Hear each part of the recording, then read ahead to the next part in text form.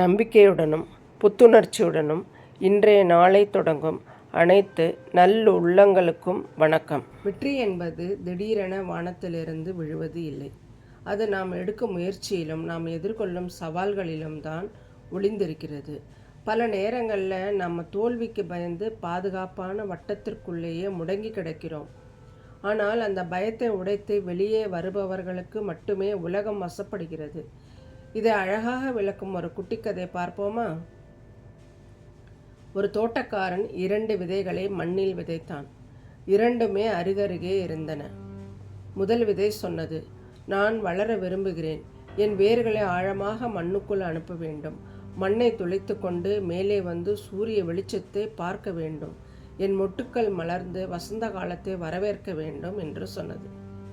அந்த விதை சொன்னது போலவே துணிச்சலுடன் வளர்ந்தது. சில நாட்களில் ஒரு அழகான செடியாக நிமிர்ந்து நின்றது. இரண்டாவது விதை சொன்னது, எனக்கு பயமாக இருக்கிறது. நான் என் வேர்களை கீழே அனுப்பினால் அங்கே இருட்டில் என்ன இருக்குமோ தெரியாது. நான் மண்ணை துளைத்து மேலே வரும்போது என் தளிர்கள் சேதமடையலாம். ஒருவேளை புழுக்கள் என் இலைகளை சாப்பிட்டு விட்டால் என்ன செய்வது? அதனால் பாதுகாப்பாக இங்கேயே இருப்பதுதான் நல்லது என்று அந்த விதை வளர மறுத்து மண்ணுக்குள்ளேயே காத்திருந்தது. ஒரு நாள் உணவை தேடி அங்கே வந்த ஒரு கோழி மண்ணை கிளறி அந்த விதையை கண்டுபிடித்து கொத்தி தின்றுவிட்டது.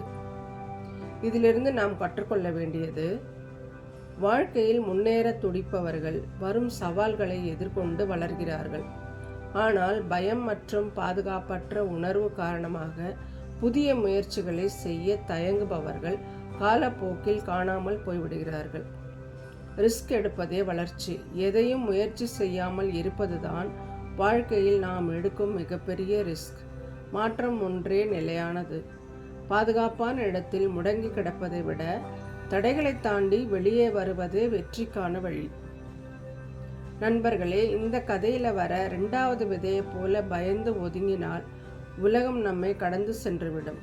முதல் விதையைப் போல சிறு சிறு சவால்களை சந்திக்க துணிந்தால் மட்டுமே நாம் ஒரு விருட்சமாக வளர முடியும்.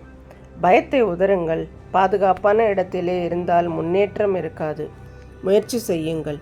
ஒவ்வொரு தடையும் உங்களை செதுக்கும் உளி என்பதை மறவாதீர்கள்.